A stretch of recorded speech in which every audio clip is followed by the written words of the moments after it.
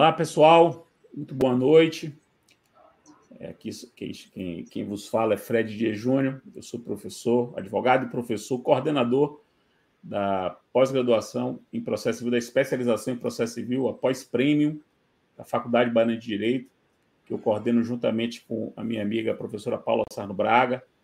É uma pós que nós começamos durante a pandemia e para poder, assim, aquela situação toda que a gente viveu, e tentar fazer uma pós que tivesse aulas ao vivo, mas que fosse telepresencial. Então, é uma pós inteiramente feita com aulas pelo Zoom, só que aulas ao vivo, não são aulas gravadas. Então, você entra na sala de aula e tem aula diretamente com os professores, gente do Brasil todo.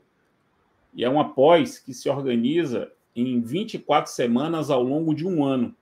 Então, a pós ela dura um ano, com 24 semanas, o que dá mais ou menos uma média de uma semana de aula a cada 2 semanas. Né? A cada 2 semanas. Cada semana de aula é composta por aulas às terças à noite, quinta à noite e sábado de manhã. Sendo que toda terça-feira à noite a aula é comigo. Então, eu fico responsável por 1/3 das aulas, sempre às terças, que é a aula que apresenta o tema, o grande tema da semana. Então, 1/3 das aulas fica comigo, os outros 2/3 ficam divididos entre mais de 40 professores do Brasil todo, homens e mulheres de todo o Brasil, especializados nos temas das respectivas aulas. Cada aula ela tem um tema. E para aquele tema você vai receber um questionário, uma bibliografia e textos selecionados daquele assunto. Você recebe uma lista bibliográfica, recebe um questionário para estudar e recebe textos selecionados para aquele tema de cada aula. Então, serão 72 aulas sobre 72 temas que ajudam você a ter uma boa e sobretudo, atualíssima formação em processo civil. A próxima turma começa no dia 2 de abril. Essa aula é uma aula premium, master, uma aula magna que a gente sempre dá para apresentar mais ou menos como é que o curso funciona, conversar sempre com um grande nome do processo brasileiro. Daqui a pouco eu vou apresentá-lo. E para aqueles que assistem essa live, ao final da live eu vou divulgar um cupom de desconto e quem se matricular na pós-prêmio, que começa dia 2 de abril, tem 30% de desconto com esse cupom que eu vou divulgar hoje, que é um cupom que dura 2 dias, 48 horas, para você usar. Quem se matricula com esse cupom consegue 30% de desconto. Mas para o final da live eu divulgo como é que é esse cupom, né? A senha, digamos assim. É a pós-graduação, a pós-prêmio em processo civil da Faculdade Baiana de Direito. Depois acessem o site da faculdade. O pessoal aqui nos comentários, o pessoal da faculdade nos comentários, coloca aí o link para que vocês observem. E com isso eu estou aqui enrolando um pouco, conversando um pouco para ver se mais gente entra. Eu quero apresentar o meu grande amigo, um amigo de muitos anos, né? Nós nos conhecemos, acho que em 2000, 2001. Acho que foi 2001, ou foi 2000, por ali. Portanto, lá se vão mais de 2 décadas de amizade e de uma parceria muito sólida e muito longeva. Léo é um dos meus principais coautores, né?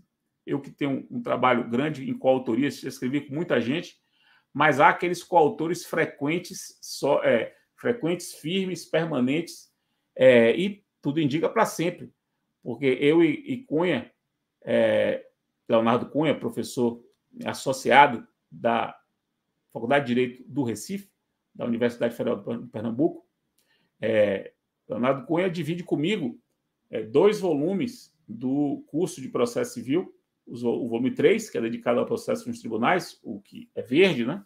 De capa verde, e o volume 5, que é dedicado ao processo de execução, em que nós dois escrevemos juntamente com Rafael Alexandria de Oliveira e Paula Sarno Braga. E meu amigo Leonardo Cunha, que lançou recentemente, agora, em meados de 2023, lançou o esperadíssimo e assim, extremamente acalantado, porque foi acalantado mesmo, ele cantou acalantos para esse livro, o CPC comentado, o Código de Processo Civil comentado pela GEM. Pela GEM, é um código que ele comentou, é um código dele sozinho, artigo por artigo, uma obra que entra já no cânone dos operadores, né? Uma obra que tem que ficar à mão. Eu acho até que eu estou com a minha aqui. Estou com a minha aqui para poder mostrar para vocês. Tem que estar à mão dos operadores aqui, ó, o Código de Processo Civil comentado, Leonardo Carneiro da Cunha, artigo por artigo, que GEM, editora forense, que ele elaborou durante tanto tempo e agora deu a público. E por causa disso, por causa da minha amizade com ele, por causa da nossa coautoria, por causa do livro dele novo, eu resolvi chamá-lo para essa aula magna, essa masterclass, para conversar um pouco sobre o que é que ele vê aí de tendências, o que é que ele projeta para o aperfeiçoamento do sistema brasileiro de justiça. Eu vou passar a palavra para Léo para ele se apresentar, fazer as considerações gerais, depois eu começo a provocá-lo com algumas perguntas. Léo, a palavra é sua. Obrigado, meu amigo. É uma satisfação estar aqui mais uma vez na Faculdade Baiana de Direito, ainda que virtualmente, para proferirmos aí essa aula magna que introduz uma nova turma, não é isso? Exato. Estivemos juntos já em outra ocasião, eu e você, o professor Antônio de Passo Cabral, e agora estamos mais uma vez aqui. É uma satisfação estar aqui com você. Mas antes de nós começarmos, eu tenho falado isso recentemente, que me impactou bastante. Eu nem falei com você pessoalmente, aproveitar o momento. Aqui em Recife, né, Recife é um polo tecnológico, né? Há várias empresas de tecnologia, né? Sobretudo na área do Porto Digital.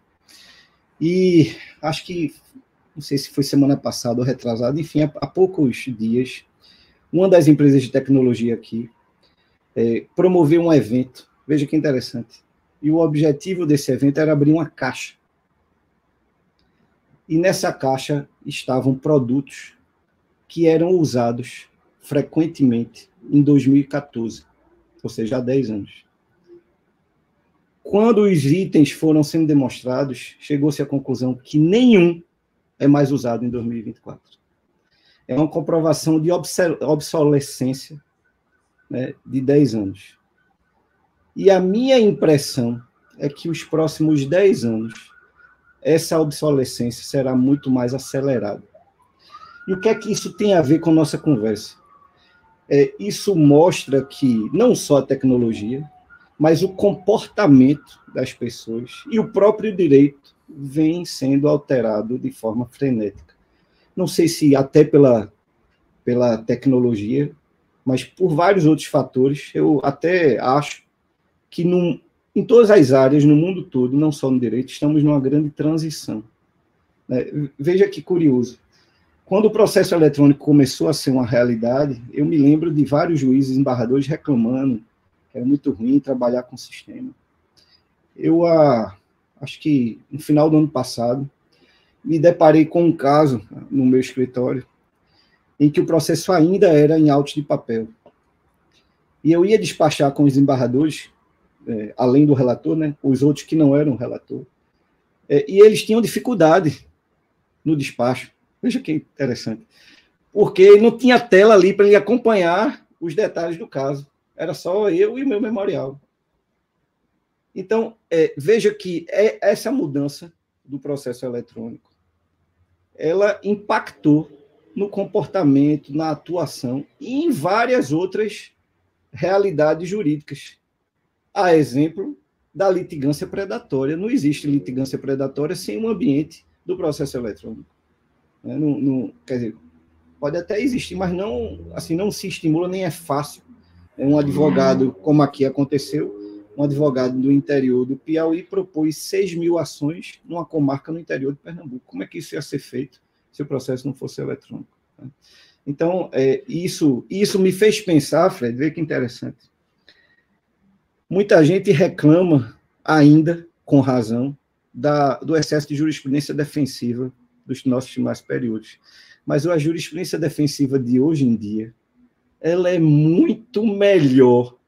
Vejam, estou elogiando a jurisprudência defensiva, mas se fizermos uma comparação, ela é muito menos agressiva, vamos dizer assim, que há 20 anos ou menos.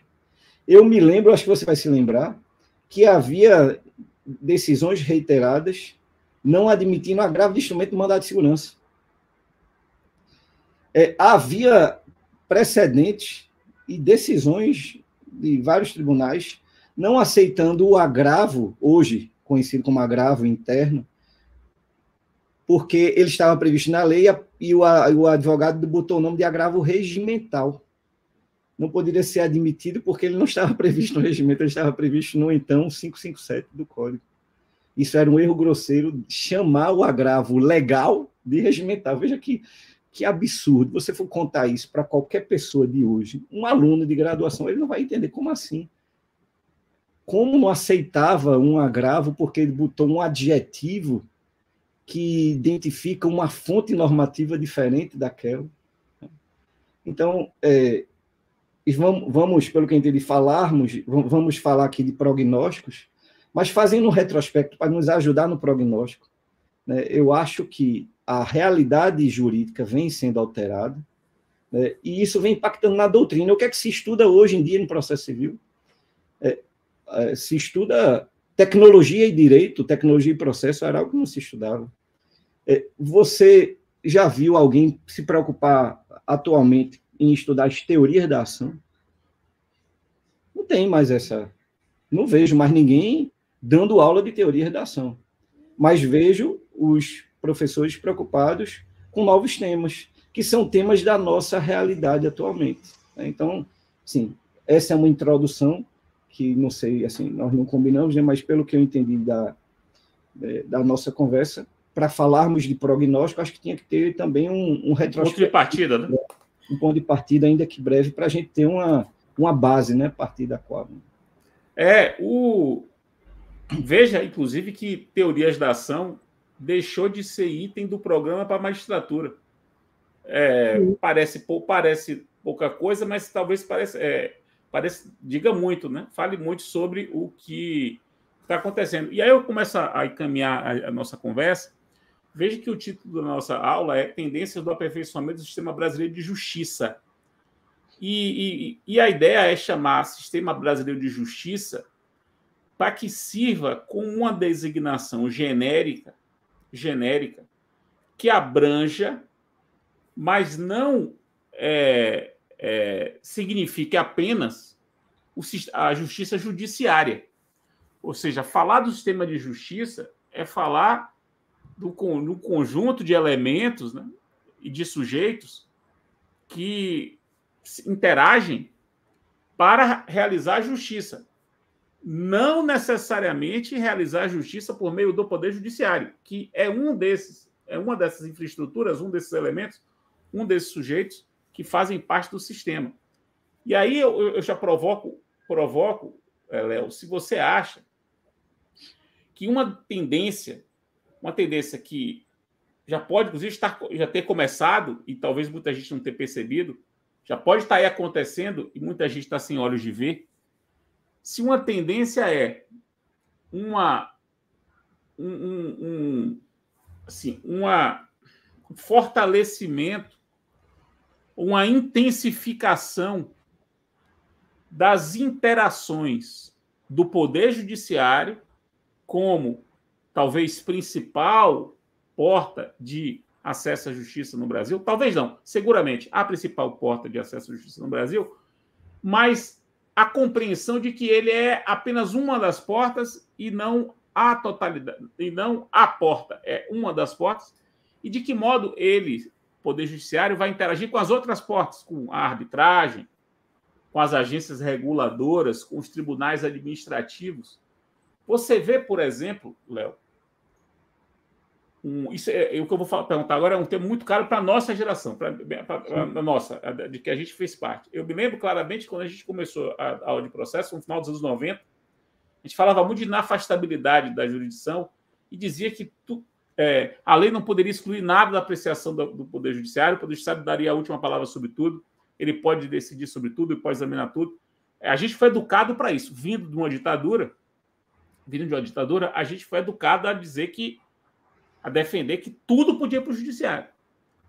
30 anos depois, e transformado o sistema de justiça no Brasil, será realmente que o judiciário ele é o adequado, a porta que resolve o que deve resolver qualquer tipo de conflito? Como é que ele interage com essas outras portas mais técnicas, como os tribunais administrativos, as agências reguladoras, os tribunais de contas? O que você pensa sobre isso tudo aí? Antes de responder, Fred, além de a gente ter estudado, a nossa geração ter sido doutrinada ou ensinada a considerar que tudo pode ir para o judiciário, eu acho que ainda é pior. Nós aprendemos também que agir fora do judiciário era indevido. A autotutela era errada, era ilícita, né? E muita gente sempre disse, olha, lembre do artigo 345, até gravei, fomos doutrinados, 345 do Código Penal é crime o exercício arbitrário das próprias razões. Então, você tem que buscar o judiciário. Isso foi tão intenso que até hoje eu tenho dificuldade de entender determinadas ações propostas pela administração pública. Você deve se lembrar, acho que foi durante o governo Bolsonaro, aquela greve de caminhoneiros. A AGU... Foi em Dilma. Em 2018. Foi em março de 2018. Foi Temer o presidente. Foi Temer, então, a AGU precisou entrar com uma ação para obter uma autorização judicial para impedir o bloqueio. E a alta executoriedade do ato administrativo? E o poder de polícia? Então, há uma preocupação dos advogados públicos em eventualmente cometer um ilícito no exercício de um poder de polícia, né, na alta executoriedade de um ato administrativo. Então, isso ainda respinga hoje em dia, né? Mas eu acho que esse respingo ele é anacrônico, né? Tem até um livro de uma professora portuguesa, que é Maria Storninho, acho que é a esposa de Vasco Pereira da Silva, que ela diz que ela mostra que tem havido, né, um movimento invertido, né? A autotutela vem contaminando, no bom sentido do termo, o direito privado e vem sendo retirado do direito público por conta, né, dessa preocupação. A gente tem uma grande preocupação pela ditadura que viveu, né, de atos arbitrários, então há um excesso de preocupação com isso. E me parece que a ideia da justiça multiportas, né, esse sistema de justiça que você se refere, no fundo é a justiça multiportas, ela está muito relacionada com a eficiência, né? Porque, e isso tem também a ver, Fred, não sei se você concorda, com a nossa mestiçagem, né? O Brasil é mestiço até no direito. Acho que você até acho que no próprio volume 1 do seu curso você fala que nós não somos common law nem civil law, mas sim Brazilian law, né? Nós somos mestiços no controle de constitucionalidade, por exemplo. Existe o concentrado e difuso, a gente adota os dois, é híbrido. Nós temos a jurisdição una, que vem do Judicial Review, mas adotamos modelos de tribunais administrativos que não exercem jurisdição no nosso sistema. O Tribunal de Contas, o CARF, o CAD, né? E isso é um problema sério de eficiência. Imagine o CAD passa 3, 4 anos, ele tem uma capacidade institucional específica, né? Conselheiros com mestrado, doutorado, pós-doutorado, alguns com formação dupla, economia, direito, passa ali um tempão estudando aquele assunto, decide, o sujeito vai para o judiciário, um juiz de primeira instância concede uma liminar porque você precisa pensar melhor. E por que a decisão do juiz será melhor que a decisão de um órgão altamente especializado que se dedica àquilo, né? E, no fundo, isso tem a ver também com o próprio devido processo legal, né? Que a adequação é o elemento-chave do devido processo legal, não é à toa, você também mostra isso nas suas obras, não é à toa que a eficiência passou a integrar, né, o âmbito do devido processo legal. Então, e o Supremo Tribunal Federal já vem dando mostras disso, ao tratar, né, chama de teoria da deferência administrativa, né? Então, aquele órgão público, aquele órgão administrativo que tem aquela expertise, aquela capacidade institucional, o controle judicial disso deve ser feito de forma mais restrita. Na verdade, no fundo, é um resgate à ideia antiga de que não é possível o judiciário se imiscuir no mérito administrativo. Só que isso tinha um ranço autoritário, né? E hoje tem uma repaginada, né? Não só mudou o nome, não é isso, mas é porque temos já uma maturidade institucional maior do que tínhamos. Isso revela que os diversos órgãos têm capacidades próprias, né? E eu posso, como jurisdicionado, né, optar por uma delas. Então, existem casos que são julgados pelo CARF que não chegam na Justiça Federal. Os juízes federais não têm a mínima ideia de qual é o entendimento sobre aquele assunto. Existem casos que são julgados pelo Conselho Federal da OAB que não chegam no Judiciário. E se chegar, será que não seria o caso de convidar a OAB como amicus curiae para esclarecer, parecido com o que existe com a CVM ou com o próprio CAD, né, quando chega uma questão que é comum lá e é incomum no Judiciário? E a própria ideia do modelo multiportas mostra que há portas ou há instâncias, né, talvez seja o nome também possível, que são mais adequadas, né? É comum se dizer que num divórcio altamente litigioso, né, a mediação é mais eficiente, né? Porque evita, inclusive, recorrência de litígio, né? Recorrência conflitual, como se diz. Imagine uma disputa de um casal bem mágoas recíprocas, né? O litígio bem pesado, uma ação se transforma em mais 5, passam 20 anos discutindo, com muito desgaste, para depois fazer um acordo de qualquer jeito para se livrar do problema, e uma mediação vai resolver de forma mais adequada, né? Evitando todo aquele desgaste e evitando uma recorrência conflitual. Uma questão de alta indagação, alta complexidade, né? E o judiciário no mundo todo é uma porta dedicada a questões, né, comuns. Os juízes são generalistas, e não há nada, não é uma crítica, nem uma coisa ruim dizer isso, né, da formação dos juízes. Mas aí o sujeito está com a demanda altamente complexa, de valor alto, muito específico. É muito melhor ter um tribunal arbitral com 3 especialistas naquele assunto, que não necessariamente são formados em direito. Pode ter um médico, um engenheiro, um topógrafo, um advogado também, enfim. Geralmente são advogados, mas não necessariamente, como todos sabem. E isso vai ser mais rápido, porque eles não vão precisar estudar tanto como alguém que nunca viu aquele assunto. Vai ser mais eficiente e mais justo, porque o juiz tem 5, 6 mil processos, não vai ter tempo de parar para estudar aquele assunto, vai demorar para ter que estudar e talvez não saia com a mesma qualidade, porque não conhece, né? Não tem, né, aquela expertise como um árbitro ou um tribunal arbitral teria. E a gente poderia aqui dando vários outros exemplos de outras portas, mas o importante disso também, eu acho que tem a ver com a sua pergunta, é o intercâmbio entre elas, né? Juntar expertises para que se tenha uma decisão melhor. E tudo isso volta ao ponto de partida, que é a eficiência.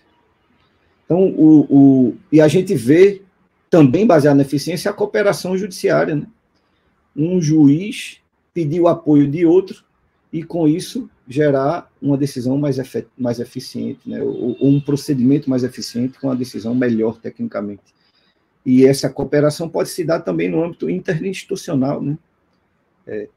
O judiciário pode pedir apoio à OAB, à AGU, ao Ministério Público, à Defensoria Pública, ou alguma universidade, alguma instituição que lida melhor com aquele assunto, para contribuir melhor com o exame do caso, o processamento, né, a eliminação de etapas que não ajudariam em nada, né? E aí a gente vai somando uma série de institutos que vão reforçando isso, né? Os negócios processuais, as partes podem desenhar o procedimento adequado para o seu caso, Há vários exemplos que nós estamos acostumados a falar e a ouvir. É um processo com muitos documentos, as partes podem estabelecer que os prazos sejam dobrados, né, sejam ampliados, ou a discussão simples, as partes podem combinar que os prazos serão contados em dias corridos e não em dias úteis, ou serão contados pela metade. Isso tudo vai sendo desenhado, né, ou pode escolher o perito, né, enfim, são perspectivas diferentes do mesmo fenômeno, né? Não sei se estou falando veja, tempo, né? Veja que há pesquisas de campo que mostram que o judiciário, quando chamado a controlar decisões de agências reguladoras, as respeita em 90% dos casos. 90% dos casos. Isso tem várias pesquisas. E eu suponho que esse número não aparece nas pesquisas, mas eu suponho que esses outros 10% em que não haveria essa reverência diriam respeito à nulidade e não a uma nova decisão. É muito provável que haja nulidade. E aí eu puxo um ponto, um aspecto que tem a ver com o que você disse. A doutrina do direito público clássica, né, ela dizia que os atos administrativos discricionários ou o método administrativo não poderia ser controlado pelo judiciário, que não poderia se meter, né, nas escolhas da administração. Aí a gente evolui, sobretudo a partir da teoria dos direitos fundamentais, que era possível controlar algumas escolhas quando a escolha for uma escolha que, por qualquer razão, não seja uma escolha devida do ponto de vista jurídico. Tudo bem, aí ganha nisso, para poder equilibrar. Só que aí você puxa demais e chega um ponto em que o juiz acaba controlando quase com uma escolha política, o que não dá para se admitir. E aí a gente começa a perceber o seguinte, que nesse meio tempo,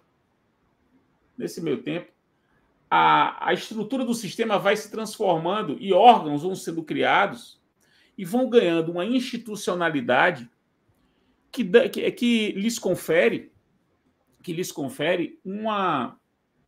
um conjunto de garantias muito semelhante ao conjunto de garantias do judiciário. Então, você tem a necessidade de processo administrativo, que é uma conquista de 88 para cá.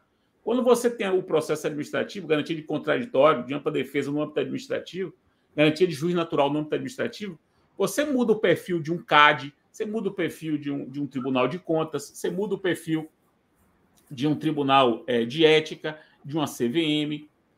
Você muda, porque você institucionaliza e atribui àqueles agentes que se transformam em verdadeiros agentes de heterocomposição, nada obstante serem tribunais administrativos. E aí, na medida em que você qualifica de tal maneira esses tribunais, eu acho que qualquer estudioso vai poder perceber isso. É preciso alguém que estude e pegue os dados. Mas eu tenho por hipótese que à medida em que esses entes não judiciários se institucionalizam e há um incremento das garantias para os administrados perante esses tribunais, tanto mais essa institucionalização, tanto menor é o controle do judiciário das suas decisões. É muito provável que a gente, fazendo uma evolução histórica, encontre esse ponto, de modo que hoje a gente tenha, como eu disse, 90% de reverência às decisões de uma agência reguladora. Eu me lembro que quando eu comecei a dar aula, nos anos 90, eu dizia que o judiciário podia controlar uma decisão do CAD. Eu dizia isso. Fazia parte eu dizia que o tribunal podia controlar uma decisão do Tribunal de Contas. Hoje, é muito pouco provável que o tribunal controle a decisão do Tribunal de Contas. Ele pode até anular, porque não tem contraditório, não tem motivação. Agora, controlar é muito, muito pouco provável. E a gente chega ao ponto de o Supremo Tribunal Federal, na ADO 25, o Supremo Tribunal Federal julgar um caso e atribuir ao Tribunal de Contas a tarefa de complementar o julgamento. O Supremo diz assim, não, isso aqui, eu vou até aqui, a partir daqui eu já não tenho mais capacidade institucional para decidir. Atribua ao Tribunal de Contas a tarefa de concretizar o que eu estou dizendo. Veja aí o exato oposto de uma concepção clássica. O que impõe, eu acho que você deve concordar comigo,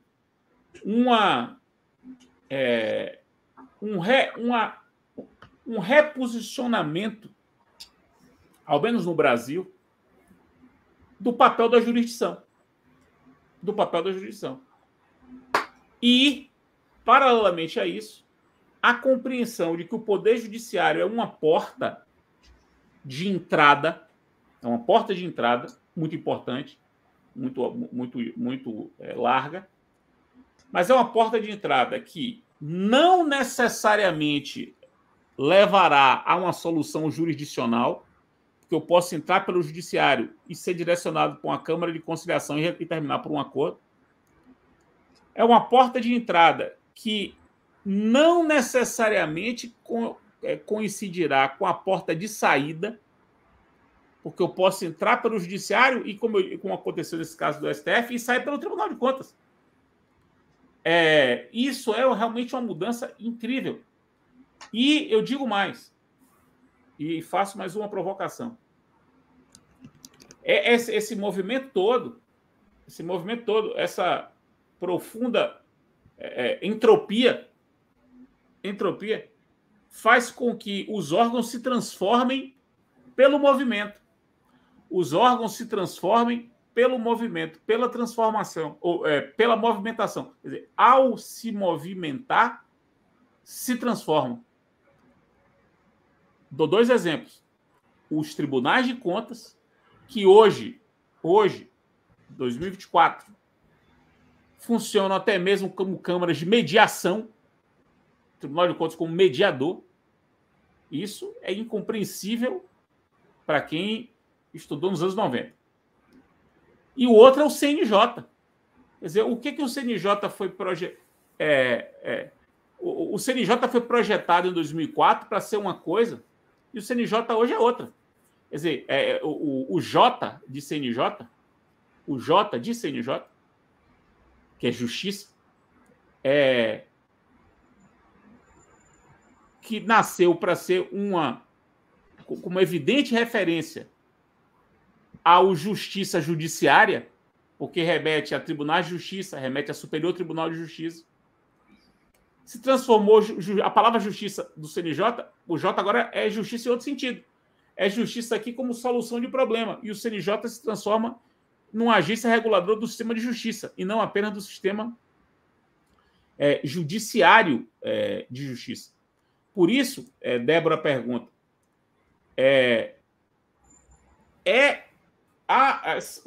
e parece que é uma tendência inevitável a transformação desses sujeitos do sistema de justiça em coisas distintas daquelas para as quais eles foram preparados.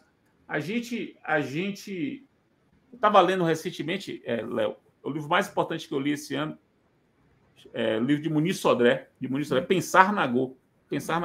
E tem uma parte que ele fala na filosofia grega e na filosofia africana também, da ideia do amor como algo que se transforma na medida em que existe. Na medida em que você ama, o amor ele vai se transformando à medida em que você vai sentindo ele. E há fenômenos da vida que são assim. A coisa, por exemplo, um lápis é um lápis, enquanto você está usando, ele continua sendo um lápis. O uso não o transforma. Mas há coisas que se transformam com o uso, e se transformam, às vezes, em algo que não se imaginava que se transformaria. A impressão que eu tenho é que os sujeitos do sistema de justiça são assim. Eles têm essa aptidão de se transformarem, na medida em que vivem e são provocados, etc., em outras coisas. Aí eu queria lhe ouvir sobre o CNJ, não sem antes lembrar as pessoas que essa aqui é uma masterclass da pós-graduação Prêmio de Processo Civil da Faculdade Baiana de Direito, que eu coordeno juntamente com a professora Paula Sarno Braga, com aulas ao vivo, pelo Zoom. A próxima turma começa 2 de abril, terça de noite, quinta de noite, sábado de manhã, toda terça. As aulas de terça são sempre comigo, ao longo de 24 semanas, num ano. Então, é mais ou menos aulas de 15 em 15 dias. aulas de 15 em 15 dias, um terço das aulas comigo, com professores do quilate de Leonardo Cunha. São 40 professores. Todos, não, quer dizer que é do quilate todos é exagero, porque Léo é o topo da cadeia alimentar. Mas há professores do quilate de Léo e outros muito bons, professores e professoras no nível excelente. No final da aula, eu vou divulgar uma senha, que é um cupom de desconto, para quem se matricular nessa pós, aulas por Zoom ao vivo, um cupom de 30% de desconto, cupom esse que vale por 3 dias. Léo, ou por 2 dias. Léo, fale um pouco sobre o que você vê o papel do CNJ nisso tudo. Antes de falar do CNJ, Fred, eu queria fazer alguns comentários do que você disse. Vê, essa ideia de que há institutos, figuras, sentimentos, como queira chamar, né? Você mencionou o amor aí, que vai se moldando, né? O direito vivo, né? Para usar essa expressão. A gente, quando vive o direito, ele tende a se moldar à realidade, né? Mas isso é curioso, eu tenho feito essa reflexão, porque direito também é tradição, né? E esse é um grande dilema do mundo contemporâneo. A gente vive um excesso de inovação, mudanças tecnológicas.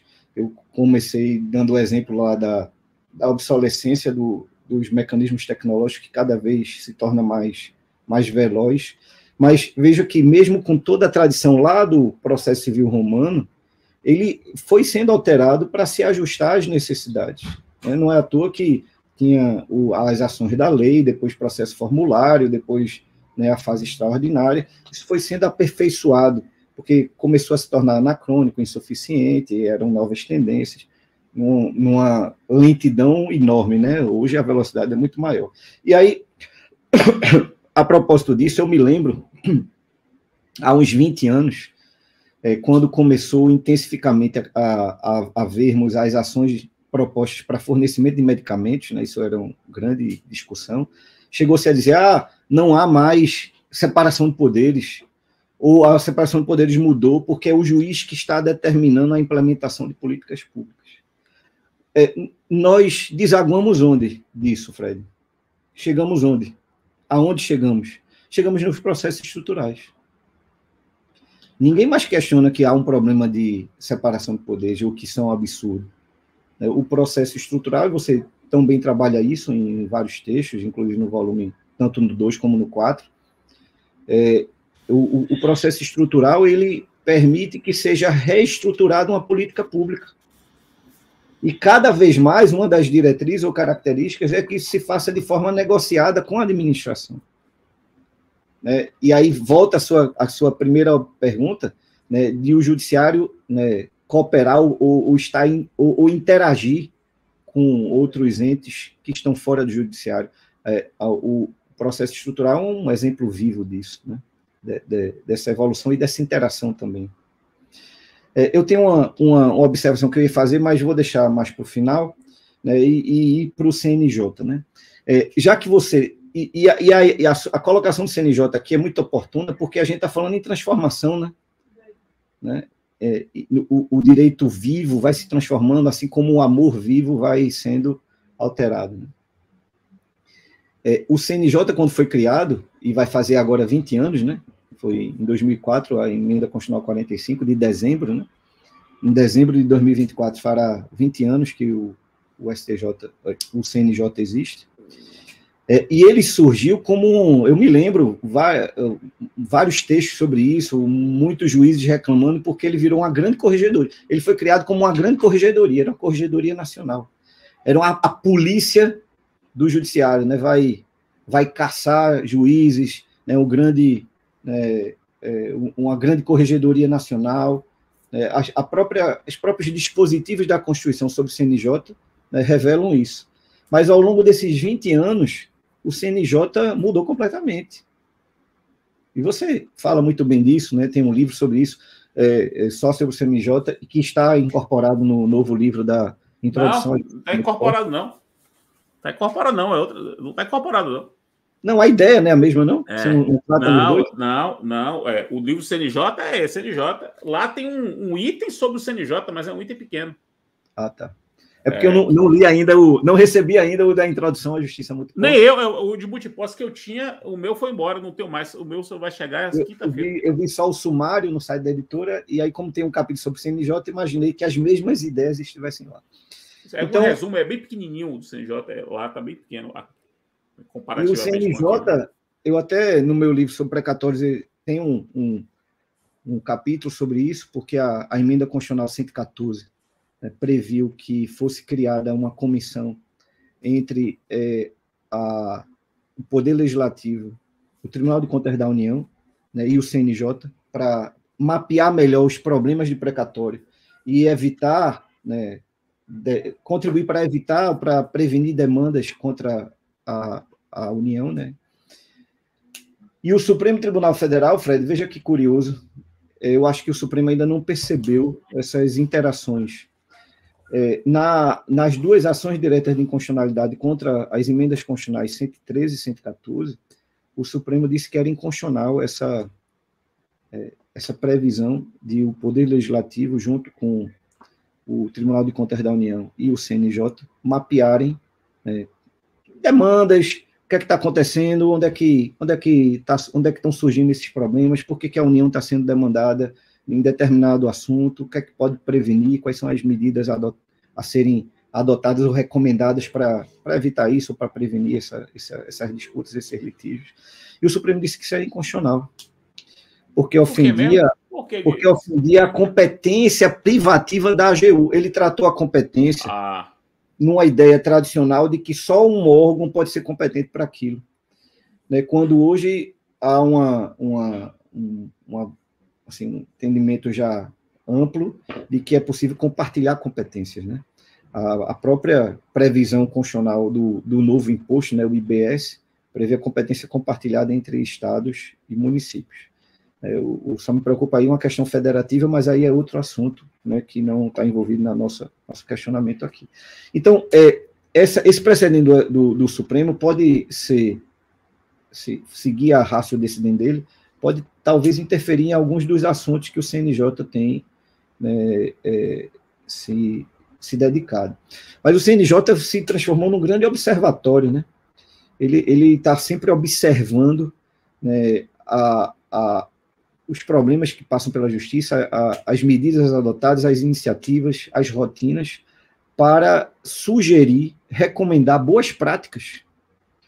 Né? E o próprio FPPC, né, o Fórum Permanente de Processuais Civis, tem adotado aí a divulgação de boas práticas, na mesma linha do que o CNJ tem feito. E o CNJ tem, enfim, incentivado ou estabelecido, talvez seja o verbo melhor, políticas públicas judiciárias. Né? Eu só me preocupo muito com o federalismo, inclusive com o federalismo judiciário, e só acho que, assim, abrindo um parêntese aqui, me permitam isso, eu acho que talvez o CNJ tenha eliminado o autogoverno dos tribunais de justiça. Né? Talvez a gente precise nesse momento, mas não sei se isso deveria, ou se isso está compatível com a ideia federativa do nosso sistema constitucional. Mas, enfim, isso seria já um outro assunto. O que me parece, enfim, é que o CNJ passou a ter uma função regulatória, evidente, um exemplo de regulação, né, de ente regulatório, que incentiva aí boas práticas, que permite a inovação, né, não só incentiva como permite, né, e está sempre. Então, ele tem essa função de observar, de recomendar, né, de regular, e isso interfere na teoria das normas processuais. Né? A gente já conversou isso algumas vezes.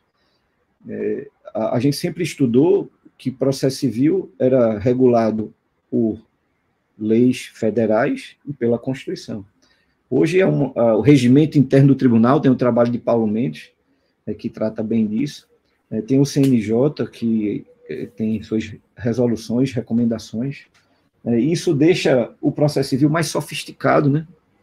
Cada vez mais sofisticado, mais difícil. O plantão judiciário é regulado numa resolução do CNJ. Hoje, os juízes embargadores sabem quando pode ou não decidir num plantão, isso aqui é urgência ou não para efeito de plantão. O CNJ regulou isso. Eu só tenho dúvida, Fred, e é inevitável, eu vou me permitir comparar o CNJ aqui com a inteligência artificial, eu entendo, com as devidas aspas, estou dizendo que é um robô, que é um AI, não é isso que eu estou dizendo. Mas o que eu quero dizer, a comparação que eu faço é a seguinte, é inevitável, a inteligência artificial é inevitável, a gente não pode brigar contra ela, e ela vai crescer numa velocidade cada vez maior, mas a gente precisa ter mecanismos de controle. Então, o CNJ, para mim, tem exercido uma função fundamental, excepcional, mas qual o controle disso? Qual o limite? Porque resoluções não são leis, é uma atividade infralegal, são elementos do soft law, como você gosta de dizer. Mas até onde vai? Porque o juiz é fiscalizado pelo CNJ, né? Então, eu tenho uma preocupação só nisso. Eu acho que a atuação do CNJ tem sido elogiável, muito boa para a melhoria do nosso judiciário, e a gente que atua tanto no magistério como na advocacia percebe como a justiça vem melhorando em vários aspectos de eficiência, de transparência.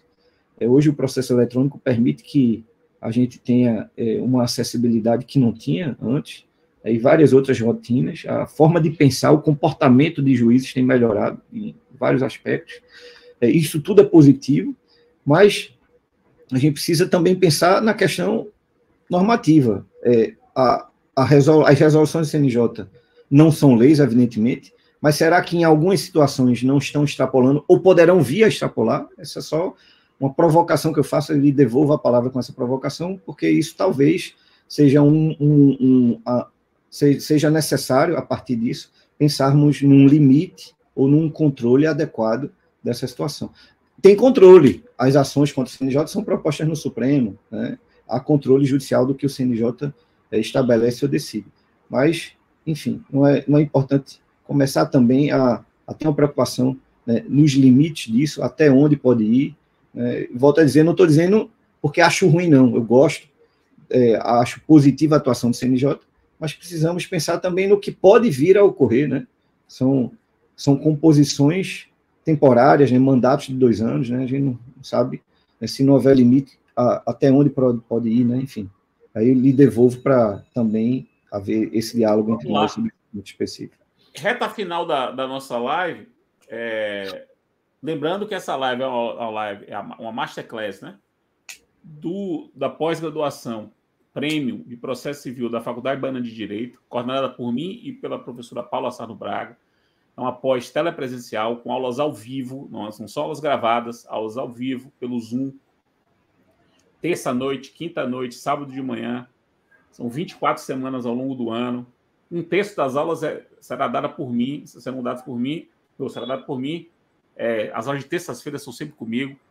Cada aula um tema, você recebe material específico, questionário, mais de 40 professores escolhidos a dedo, de acordo com suas respectivas especialidades. Os melhores professores do Brasil estão na pós. E quem se matricular na pós pelas próximas 48 horas, usando o cupom LIVEPROCESSO30, LIVEPROCESSO30, esse cupom aí, ó, LIVEPROCESSO30, 30% de desconto durante 48 horas para quem se matricular na pós, que começa no dia... Próxima turma começa no dia 2 de abril, aula comigo, inclusive, primeira aula comigo. Peguem aí esse cupom, acesse o site da Faculdade Baiana de Direito, o link está no chat, a faculdade está aí mostrando, e eu provoco o Léo a falar sobre um último ponto, que é o seguinte, Léo. Nossa geração, Léo, viveu e presenciou uma enorme, intensa e quase que inacreditável transformação do Supremo Tribunal Federal, que era uma coisa quando nós nos formamos, e embora continue sendo o mesmo Supremo, com 11 ministros, com a mesma competência constitucional praticamente, inclusive foi até reduzida a competência constitucional de lá para cá, mas é impressionante aquilo no que o Supremo se transformou. O Supremo, um dado objetivo para as pessoas terem uma ideia, há 10 anos, o Supremo tinha 150 mil processos pendentes. Hoje tem 20 mil, talvez até menos. Há 10 anos, o Supremo tinha 2.500 ADINs, AD6 e ADPFs pendentes. Hoje deve ter 1.200, 1.300. Ou seja, tudo que entrou nesses anos todos ainda conseguiu ficar com metade do acervo. A tendência, do ponto de vista de número, é que o Supremo se transforme num tribunal funcional em pouco tempo. Funcional no sentido de gerir um número de processos totalmente de acordo com o tamanho dele. O ano de 2023 ficou um pouco desequilibrado nessa estatística por conta das ações penais decorrentes do 8 de janeiro. E aí o número desequilibrou um pouco, acaba desviando um pouco a análise. Mas o que é que você vê o Supremo? O que você projeta para o Supremo? Qual é a tendência que você vislumbra, se é que você vislumbra alguma, do nosso principal órgão judiciário brasileiro nos próximos anos, Léo? E com isso a gente encaminha para o encerramento. Não tinha ainda parado para pensar sobre isso. Eu acho que a tendência é o Supremo se transformar numa corte verdadeiramente constitucional, né? Mas isso seria necessário também que houvesse mudanças constitucionais, assim, no texto constitucional. Vamos tentar projetar sem mudança no texto constitucional. Não, mas por que eu estou dizendo isso? Porque tem havido essas mudanças constitucionais, né? Então, com a reforma do judiciário, há 20 anos, o processo de homologação de sentença estrangeira saiu do Supremo e foi para o STJ. Foi só essa, né? A mudança de competência básica. Agora, tem mais uma. A emenda constitucional 132, da reforma tributária, prevê uma ação originária para o STJ, né, numa disputa federativa entre estados relativas ao IBS, ao imposto, né, que foi criado, de bens e serviços. A disputa federativa é competência do Supremo. Por que não colocou lá? Então, tem havido uma tendência, aí você vai dizer, em 20 anos, 2 mudanças. Tá.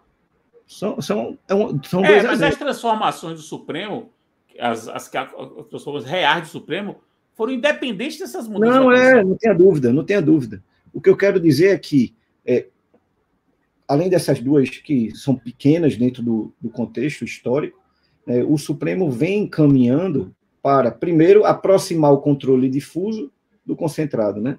Há muitos casos em que a repercussão geral define o que está numa ação direta de inconstitucionalidade. Eles são julgados conjuntamente, um prejudica a outra, ou espera julgar uma para a outra simplesmente repetir o que foi dito. O Supremo só não se transforma efetivamente, por que eu falei que talvez precise de reforma constitucional?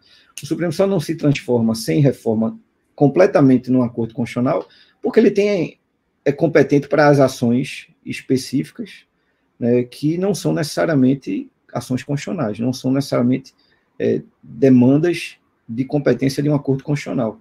Mas a tendência é ele ficar um tribunal mais enxuto, né, na sua atuação e focar mais nessas grandes discussões. Nós tivemos um trabalho grande esse último ano para atualizar nossos livros, né, não só os que escrevemos em coautoria, mas nossos livros respectivos de autoria própria, né, porque esse ano o Supremo julgou muitas ações constitucionais de matéria processual. Muitas. Né, e ainda há um problema no Supremo, que é o tempo para julgamento de algumas ações constitucionais. Tem ações que passam 10 anos, 15 anos para serem julgadas, mas esse tempo tem sido reduzido. Mas eu estou falando sem uma reflexão maior, não tinha pensado nisso, mas acho que a tendência é essa mesmo, de o Supremo se transformar em um tribunal mais enxuto em termos de causas, de quantidade de causas, e ter um debate mais efetivo. A iniciativa do ministro Barroso talvez seja o ponto de partida de marcar uma sessão só para as sustentações orais, né, para que os ministros reflitam, dialoguem sobre aquilo e voltem com a decisão mais amadurecida. Então, um tribunal com menos causas permite isso. Essa é uma realidade que é impossível ser feita, por exemplo, pelo STJ por enquanto. Se a relevância da questão federal em recurso especial permitir que o STJ tenha uma redução drástica como o STJ teve de processos, talvez o STJ possa fazer isso também.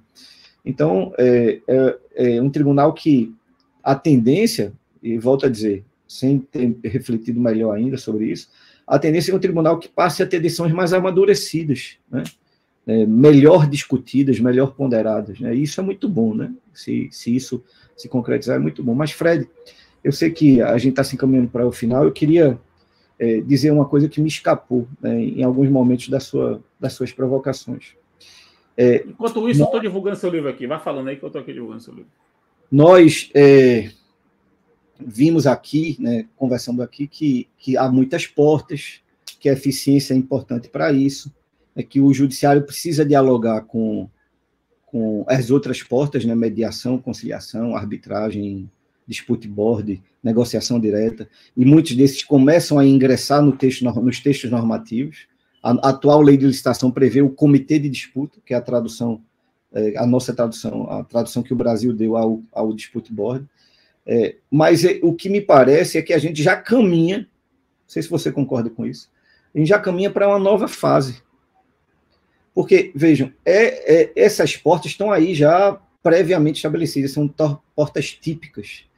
A gente já caminha para uma fase de atipicidade. O profissional do século XXI ele tem que ter capacidade de desenhar um meio específico de solução de disputa.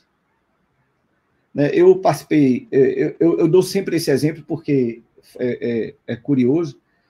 Eu fui convidado, fui indicado, melhor dizendo, por um escritório de advocacia para ser contratado para auxiliar no processo que ele atuava. Né? Eu fui contratado para contribuir, para somar com o que já vinha sendo feito. Quando eu juntei a procuração nos autos, o advogado do outro escritório, também me conhecia, me ligou, disse, eu vi que você agora está no caso, vamos tentar um acordo, vamos ver se não é possível, seria interessante a gente, que é uma discussão antiga, já tem um desgaste, e eu marquei então uma reunião. Veja que interessante. E isso foi sem pensar, foi na iniciativa de tentar ajudar. De um lado, fiquei na cabeceira da reunião, de um lado, uma das partes com seu advogado, do outro lado, a outra parte com o seu advogado, era uma disputa societária, bem complexa. E aí fomos conversando, foi encontrando os pontos de consenso, e para resumir a história, não ficar prolixo aqui, foi feito um acordo. E depois eu fiquei refletindo, eu fui o quê aí, hein? Mediador não fui, porque eu era advogado de uma das partes. Então, eu, sem querer, desenhei um meio de solução.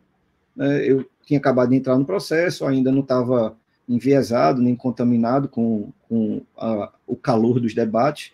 Ambos os lados confiavam em mim, gostavam de mim, me conhecem, e eu terminei sendo uma espécie de facilitador da negociação.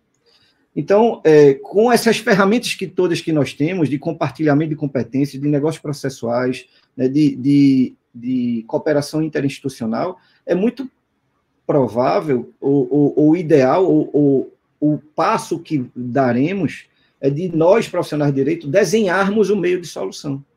E aí eu gosto de dar um exemplo de um livro, eu sempre que posso ler, eu adoro, que é O Homem que Calculava, né, de Malbataran. Ele tem um exemplo muito, muito interessante. Eu mudei os números do exemplo, depois eu vou dar os números que ele apresenta. Mas o caso é o seguinte, vê.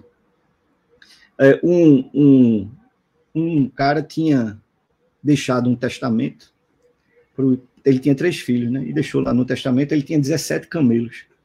Os exemplos são sempre ligados ao mundo árabe, né? No livro. Então, ele tinha 17 camelos e deixou metade dos seus camelos para um filho. 1/3, quem quiser ir anotando, é interessante, é uma questão matemática. Né? 1/3 para o seu segundo filho. E 1/9 para o terceiro filho. E quando o testamenteiro foi executar o testamento, ele não sabia como fazer, porque 17 é um número primo, né? Qual é metade de 17? São quantos camelos? 1/3 de 17 eu conto, 1/9. E aí ele procurou uma curandeira, uma sábia, que sabia tudo, e disse, não sei como fazer aqui, o que é que eu faço? Ela disse, tome o meu camelo velho, eu não uso mais. Leva ele, soma aí e resolve. Então aí ele somou, mais um camelo deu 18, né? Metade de 18, 9. Se quiser ir somando aí. Metade de 18, 9. Um terço de 18, 6. Um nono de 18, 2. 9 mais 6 mais 2 dá 17. Ele distribuiu e devolveu o camelo para a curandeira. Então, Fred, nós precisamos nos preparar para encontrar o 18º camelo, né, e negociar, né, ou desenhar o meio de solução. Na verdade, talvez eu devesse ter dado o exemplo original do livro, que eram 35 camelos, ele adicionou 36, aí ficou 18, 12 mais 4, que deu 34. Aí devolveu para a curandeira o camelo, e o que sobrou? Vai para quem? São os meus honorários, né? Eu resolvi o problema. Então, para não esquecer os honorários, porque muita gente acha, a nossa formação jurídica, me permite só isso para a gente concluir, a nossa formação jurídica é a formação do litígio. Os alunos saem da faculdade prontos para o litígio e só aprendem a ganhar dinheiro com honorários de sucumbência ou com honorários para o processo judicial. Os outros meios de solução também permitem que o advogado se remunere, né? Eu tenho uma ex-aluna que montou uma câmara de mediação em São Paulo e está rica, né? Ela ajuda empresas, grandes empresas, a resolver disputas com seus clientes, né? Sem precisar ir para o judiciário. Então, isso é a forma de pensar. A gente tem que ir em busca não de uma decisão, mas de uma solução. Pode parecer excessivamente retórico, mas resume o que a justiça multiportas, tão bem demonstrada no novo livro. Professor Fred, né, eu não li o livro ainda, mas conheço suas ideias de já termos conversado, de ouvir algumas exposições, né, e acho que, então, esse é um novo cenário, já que a gente está falando de perspectiva, ou de novo cenário do sistema de justiça, é o cenário em que há muitas portas pré-definidas, mas a gente também pode desenhar esses meios de solução, né? Enfim, é isso. A gente, no livro que eu escrevi com o Leandro Fernandes, Introdução à Justiça Multiportas, no capítulo 3, a gente fala das características do sistema.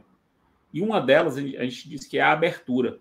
O sistema é aberto. E a abertura é uma abertura em relação às fontes normativas que regulam, aos sujeitos, às portas e às formas. Por quê? Porque o sistema permite que, por consenso, você construa portas, você construa procedimentos, você crie sujeitos. Por exemplo, você pode criar uma infraestrutura para a Fundação Renova, por exemplo, que é uma infraestrutura criada para fazer valer os acordos relacionados ao rompimento da barragem de Mariana. Você cria uma infraestrutura por negócio. Então, passa a ser um sujeito relevantíssimo no sistema de justiça.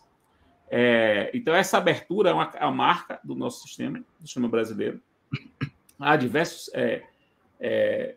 dispositivos normativos que apontam para essa característica. E a gente entende que há institutos do sistema que catalisam essa abertura, que catalisam essas engrenagens. Os negócios processuais, a cooperação judiciária, são institutos que catalisam isso, fazem com que as engrenagens do sistema funcionem com mais eficiência. Assim como o design de solução de conflitos, a ponto que existe uma parte do livro, o livro tem 7 partes, uma parte do livro é dedicada àquilo que a gente chama de catalisadores do sistema de justiça.